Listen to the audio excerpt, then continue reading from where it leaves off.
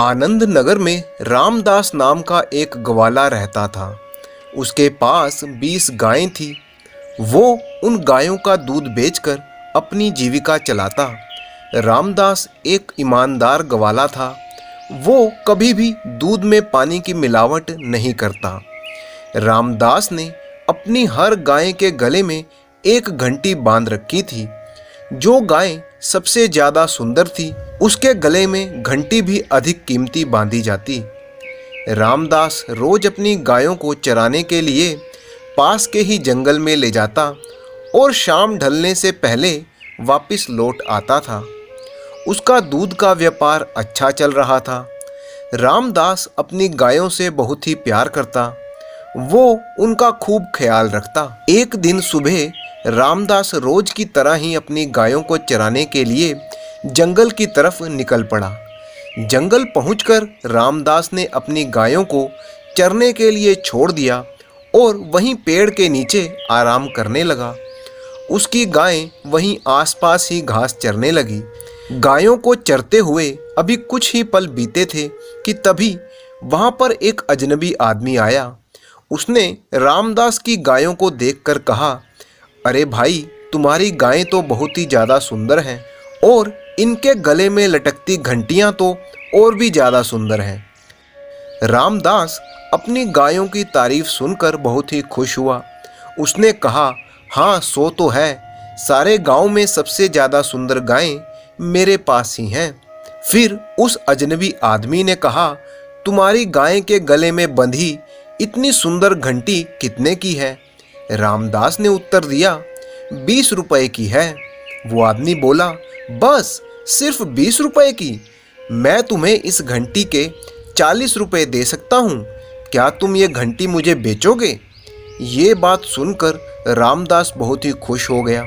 उसे बैठे बिठाए 20 रुपए का मुनाफा जो हो रहा था, उसने झट से वो घंटी गाय के गले से उतार कर उस अजनबी को थमा दी और उस आदमी से 40 रुपए लेकर अपनी जेब में रख लिए। अब उसकी गाय के गले में कोई भी घंटी नहीं थी। उस घंटी की टुनक टुनक से ही रामदास को अंदाजा होता था कि गाय कहाँ पर चर रही है। अब इसका अंदाजा लगाना मुश्किल हो गया कि गाय कहाँ पर है। अब वो बिना घंटी की गाय चरते चरते दूर चली गई। तभी उस अजनबी आदमी को मौका मिल गया और वो गाय को लेकर वहां से चला गया। असल में वो आदमी एक ठग था, जिसने घंटी की दुगनी कीमत देकर रामदास की गायें चोरी कर ली। रामदास को जब गाय नजर नहीं आई तो उसने बहुत देर तक वहीं जंगल में उसे ढूंढा, परंतु कोई फायदा नहीं था। गाय तो ठग लेकर जा चुका था। जब काफी देर तक गाय नहीं मिली तो मायूस रामदास अपने घर वापस लौट गया।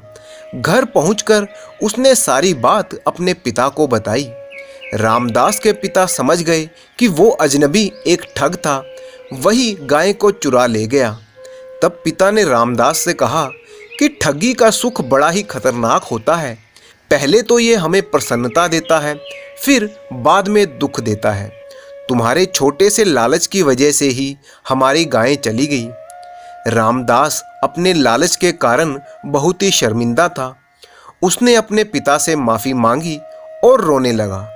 तब पिता ने कहा, अब पछतावा मत करो, बल्कि ये सोचो कि कैसे गाय को वापस पाया जाए, उस ठग के बच्चे को कैसे सबक सिखाया जाए। कुछ देर सोचने के बाद उसके पिता ने कहा, वो ठग उस गाय को बेचने की कोशिश जरूर करेगा। वो पक्का गांव के ही पशु बाजार में उस गाय को बेचने आएगा। कल हम दोनों गांव के पशु बाजार में चलेंगे। अगले ही दिन दोनों पिता पुत्र गांव के पशु बाजार में पहुंचे, जहां बहुत से पशु बिकने के लिए आए थे। रामदास और उसके पिता पशु बाजार में अपनी गाय ढूंढने लगे।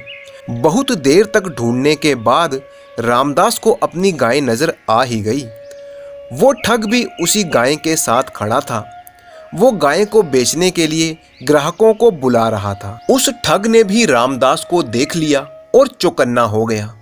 दोनों पिता पुत्र अपनी गाय के पास पहुंचे और जाते ही उन्होंने ठग से कहा, ये गाय हमारी है, तुम इसे चुरा कर लाए हो। वो ठग भी कहाँ मानने वाला था। वो बोला, क्या बात कर रहे हो तुम दोनों, ये गाय तो पिछले 3 साल से मेरे पास है। अब मुझे थोड़ा पैसे की ज़रूरत है, इसीलिए मैं इसे बेच रहा हूँ। तब रामदास अपनी गाय की गर्दन पर हाथ फेरने लगा। गाय ने भी रामदास को पहचाना और अपनी जीभ से उसे चाटने लगी। रामदास बोला, देखो देखो, गाय मुझे पहचान रही है। इतने में वहाँ बहुत से लोगों की भीड़ इकट्ठी हो गई। फिर रामदास के पिता ने कहा, अच्छा माना कि 3 साल से गाय तुम्हारे पास है, फिर इसका बछड़ा कहाँ है? ठग झट से बोला, बछड़ा तो पैदा होते ही मर गया था। ये सुनकर रामदास भागा भागा पशु बाजार के बाहर गया और जब वो वापस आया तो गाय का बछड़ा उसके साथ था। गाय ने ठग के हाथों से रस्सी को एक झटके में ही छुड़ा लिया और भागी भागी अपने बछड़े के पास चली गई। तब रामदास के पिता ने कहा, बछड़ा अगर पैदा होते ही मर गया था तो क्या गाय अपने बछड़े के भूत को देखकर भागी है? तुम 1 नंबर के झूठे हो और चोर हो। ये गाय हमारी है और इसका सबूत ये है कि इस गाय का बछड़ा भी हमारे पास है और ये हमें पहचानती भी है। अपनी पोल खुलती देखकर वो ठग वहाँ से भागने लगा, परंतु वहाँ इकट्ठी हुई भीड़ ने उसे भागने नहीं दिया और उसे पकड़कर उसकी पिटाई कर दी। रामदास और उसके पिता अपनी गाय और बछड़े को लेकर वापस अपने घर को चल दिए। रामदास अपनी गाय को वापस पाकर बहुत ही खुश था। घर वापस पहुंचकर उसने अपनी गाय के गले में फिर से एक सुंदर सी घंटी बांध दी और निश्चय किया कि अब वो कभी लालच में नहीं पड़ेगा, क्योंकि लालच ही सारे फसाद की जड़ है। धन्यवाद।